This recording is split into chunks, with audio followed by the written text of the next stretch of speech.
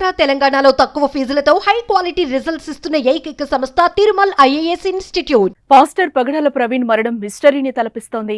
ఆయన మరణం తెలుగు రాష్ట్రాల్లో తీవ్ర చర్చకు దారితీసింది. ఈ నేపథ్యంలో సీఎం చంద్రబాబు స్పందించారు.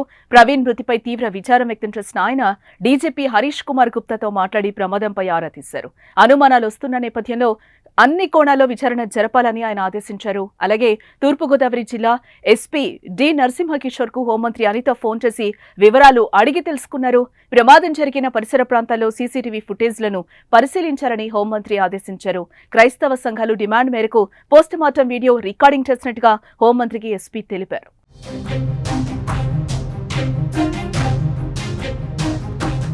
నారా లోకేష్ సైతం ప్రవీణ్ మరణంపై ట్వీట్ చేశారు. పాస్టర్ పగడాల ప్రవీణ్ గారి హఠాన్ మరణం దిగ్భ్రాంతికి గురిచేసిందని, వారి ఆత్మకు శాంతి కలగాలని ప్రార్థిస్తున్నానని అన్నారు. ప్రవీణ్ కుటుంబ సభ్యులకు ప్రగాఢ సంతాపం తెలియజేశారు.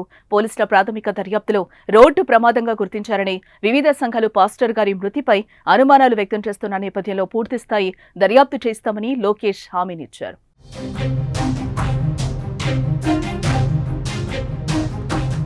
మంగళవారం ఆంధ్రప్రదేశ్ రాష్ట్రంలోని రాజమండ్రిలో పగడాల ప్రవీణ్ చనిపోయి కనిపించాడు.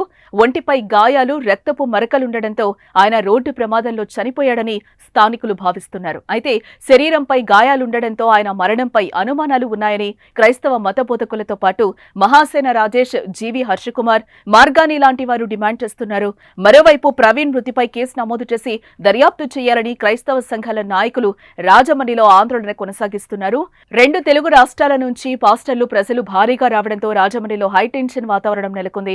క్రైస్తవ సంఘాల కోరిక మేరకు ప్రవీణ్ పోస్టు మార్టాన్ని తమకు సూచించిన వ్యక్తి సమక్షంలో వీడియో రికార్డ్ చేయాలని క్రైస్తవ సంఘాల నాయకులు కోరగా కుటుంబ సభ్యుల సమక్షంలో పోస్టు మార్టం కొనసాగుతోంది. పోస్టు మార్టం నివేదిక బయటకొస్తే అసలు విషయం వెలుగులోకి రానుంది.